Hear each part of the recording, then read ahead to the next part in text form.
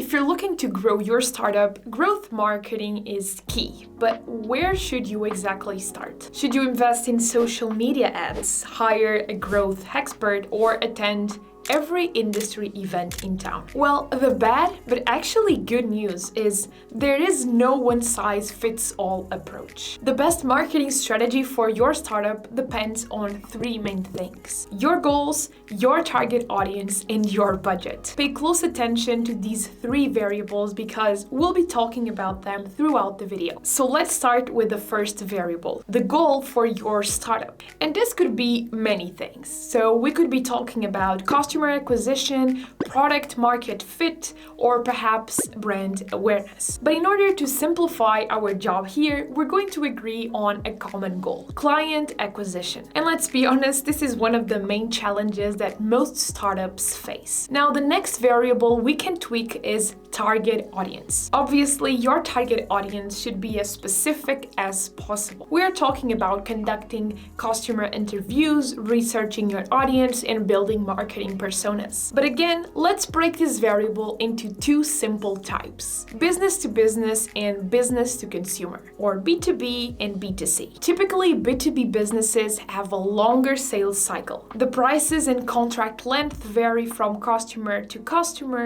and there are usually multiple stakeholders involved in the whole decision-making process. On the other hand, startups that sell directly to the consumer usually have a less complicated sales funnel. And after all of these explanations and context, it's time to add our third variable, the budget. This is obviously the amount of money you are willing to spend on marketing activities in order to acquire customers. And well, even though we wanted this amount to be infinite, that is often not the case. So let's start with a startup that sells directly to other businesses, so B2B, and has a medium to high budget. Here we can talk about search engine marketing and paid ads. So you can target directly those who are searching actively for your solution. You can get in front of these prospects by using Google AdWords and appearing on the first results of Google in your specific keyword. So you are targeting people who already have a specific intent. So for example, if your startup sells a service for other big corporations that helps them deal with all the social media scheduling aspects, you can target social media scheduler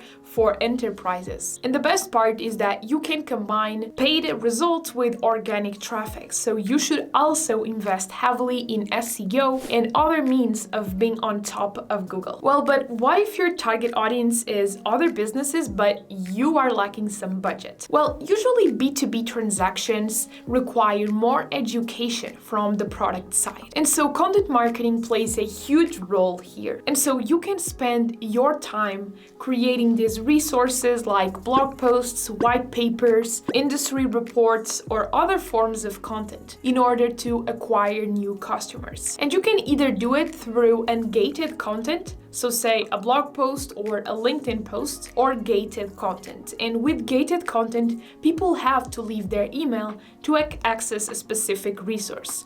And once they have their email, you can then contact them and see if they are or not a qualified lead for you to follow up with. Now let's jump to our friends that sell directly to consumers, so B2C. And let's say they have a medium to high budget. Where should they invest? Well, if it's really easy for prospects to visit your website and turn into a subscription or a free trial or purchase immediately, then it makes some sense to invest in display ads. Obviously, you don't just show your ad to everyone. You nail the targeting, you use retargeting to get these people who already visited your website in the past, and you show them your ads throughout the web. This not only ensures obviously high conversion rates, but it's also cheaper because you're getting people who already know who you are and you're not exposing your messages to everyone. Well, but what if you don't have a budget? In this case, if you're selling to B2C, I highly recommend you to try creating a community of people